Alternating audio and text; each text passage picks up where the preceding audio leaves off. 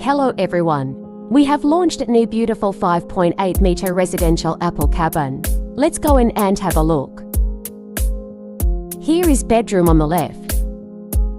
The bedroom is equipped with a suspended LCD TV. You can watch TV while lying down. There is also an air conditioner on the opposite side. Under the air conditioner is our bed. This bed has its own storage function, and the silicone next to it can be pulled out. There is also a bedside table and wardrobe next to the bed. The right side of the house is the kitchen space. The kitchen has been equipped with a high-power induction cooker, which has high firepower and low consumption. The sink is a pull-out faucet, which is very convenient for cleaning things.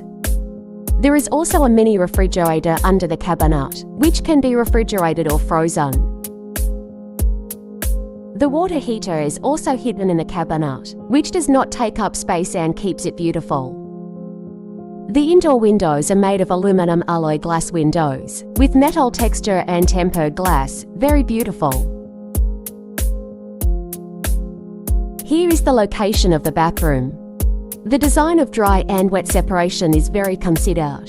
The shower on the left is separated by a glass door. Equipped with a high-pressure shower head, the water output is large and fast.